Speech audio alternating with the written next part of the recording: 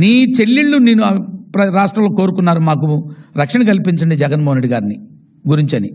ఒక పక్కన షర్మిల గారు, మరో పక్క సునీత గారు సొంత తండ్రిని కోల్పోయి అన్న మా నాన్నను చంపేశారు చూడంటే ఉదయం పూటేమో గుండెపోటు అన్నావు, సాయంకాలానికి గొడ్డలి పోటు అన్నావు, 3 సెకండ్ మరుసటి రోజు ఉదయంకి వచ్చేసరికి నారాసుర రక్త చరిత్ర చంద్రబాబు నాయుడు గారు అది చేయించారన్నావు. ప్రజలు అర్థం చేసుకున్నారు. హైకోర్టులు ఏం చెప్పినాయి, లేదా సిబిఐ, అసలు సిబిఐతో ఎంక్వైరీ చేయించమన్నావు. నువ్వు ప్రభుత్వంలోకి వచ్చినాక సిబిఐ ఎంక్వైరీ పని లేదన్నావు. కోర్టుల్లో ఒక ఆర్డర్ తెచ్చుకున్నావు, దీని గురించి చర్చించకూడదు అని. అంటే ప్రతి క్షణం నువ్వు ఈ రాష్ట్ర ప్రజలు అమాయకులు, ప్రజలు అర్థం చేసుకోలేరు, ప్రజలకు అవగాహన లేదు, ప్రజలకు జ్ఞాపక శక్తి లేదు, ప్రజలు నేనేం చెబితే తింటారు. ఎందుకంటే ఒక మోసగాడిని, హత్యా రాజకీయాల్లో రాటుదేలినటువంటి వాడిని, ఆ రోజు పరిటాల రవి లాంటి వారిని కూడా అంతమొందించినటువంటి కుట్రలో భాగస్వామిని, నన్నే నమ్మి ఓటేసి 151 సీట్లు తెచ్చినటువంటి జనాన్ని ఎలాగైనా మోసం చేయొచ్చు. ఒకసారి ఈ మోసంని ప్రజలు అర్థం చేసుకుని తిరగొట్టారు. అయినా కూడా మరొకసారి మోసం చేయాలనే ఉద్దేశంతో నువ్వు చేస్తున్నటువంటి ప్రయత్నాలు అయితే ఉన్నాయో ప్రజలు హర్షించే స్థితిలో లేరు, అంగీకరించే స్థితిలో లేరు. నీ హత్యా రాజకీయాలను జనం అర్థం చేసుకున్నారు. నువ్వెంత దుర్మార్గుడువో ఆఖరికి చెల్లి, తల్లి అందరూ కూడా రోడ్ల వెంబడి తిరగాల్సిన పరిస్థితి వచ్చింది.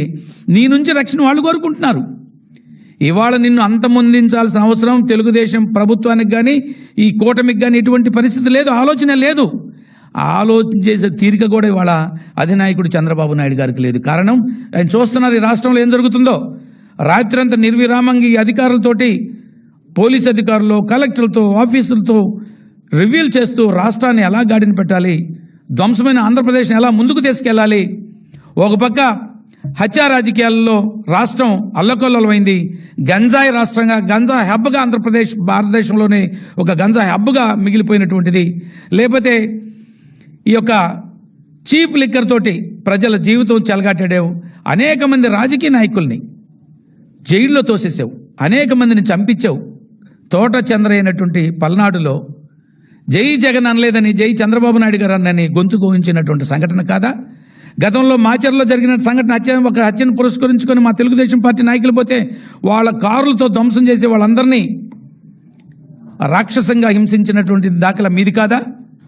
అంటే జనము మీరు మోసం చేయాలనుకుంటున్నారు. ఇంకా కూడా ఓడి నిన్ను కనీసం ప్రతిపక్ష హోదా కూడా లేకుండా మిమ్మల్ని దారుణంగా ఓడించి ప్రజా జీవితం నుంచి బయటికి పంపించడానికి ప్రయత్నం చేస్తే ఇంకా సిగ్గు లేకుండా తగుదనమ్మంటూ గురువింద సామెతలాగా ఈరోజు వచ్చి నన్ను తెలుగుదేశం ప్రభుత్వం లేదా కూటమి ప్రభుత్వం అంతమొందించాలని చూస్తుంది. ఇవాళ Z+ కేటగిరీలో NSG సెక్యూరిటీలో ఉన్నాడు